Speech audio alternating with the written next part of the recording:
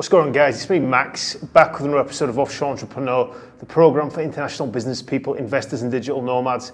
In this episode, we're going to give you a look at Paraguay versus Uruguay for living, getting residency and doing tax planning.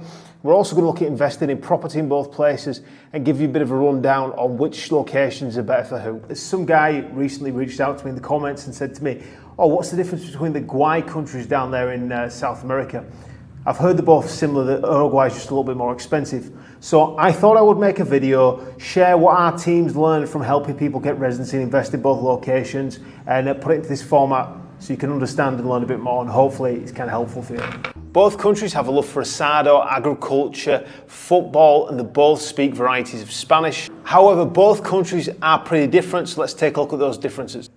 So Paraguay is a small landlocked nation nestled in the heart of South America, about 7.5 million people. The edges of the country do go onto a river, but there's no coastline as it is, like I said before, landlocked. The growth rate in Paraguay is pretty good. The country is rapidly expanding, increasing living standards, and is a good place to snag some pretty cheapish property at the minute, and also get your residency quite easy.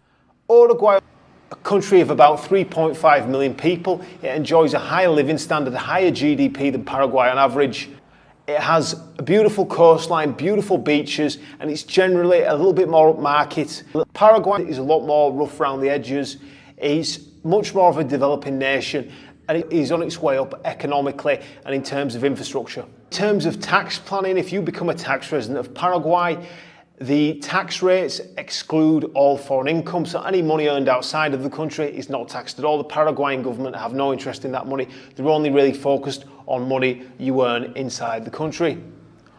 Uruguay, on the other hand, has a system where you can essentially get a 10-year tax holiday that covers foreign income. After that, you're going to probably pay around 11%, but there are some things where you could get that down a little bit if you chose to go a different route.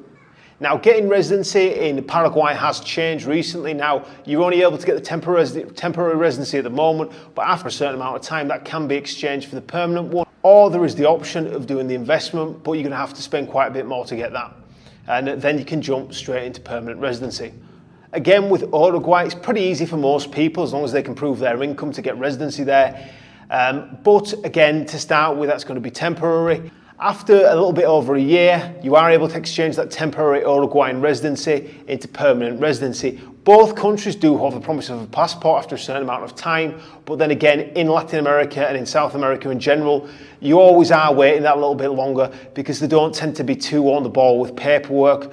In general, we've found that the banks in Uruguay are quite a bit better standard, and some people have called Uruguay the Switzerland of South America. Now, when it comes to investing in property in both locations, the kind of properties that you're going to find, you can find some similar stuff, but you're also going to find pretty different stuff.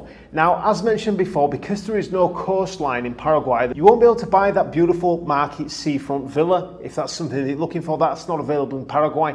There are some beautiful areas out by the lake at San Bernardino, some great property around there, and we have a few of our friends that are older that live out there and enjoy a great standard of living.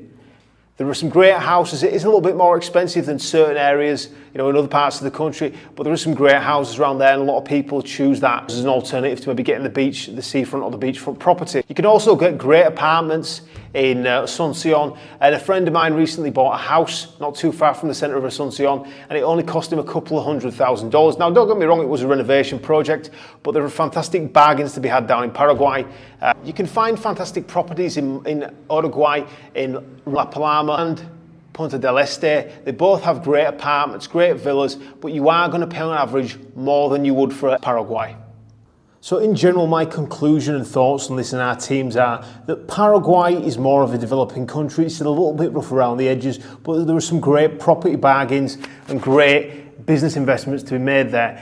Uruguay is a lot more developed, has a higher GDP, is more touristy, and has some great and beautiful beaches and villas. Now, if you are a younger person or you're someone who doesn't mind a country being a little bit more rough around the edges and you want that kind of adventure, then I would recommend Paraguay. I think that Uruguay suits someone who's already kind of got there in life or is looking to make an investment in that lovely beachfront property, or perhaps an older couple or a married couple as well.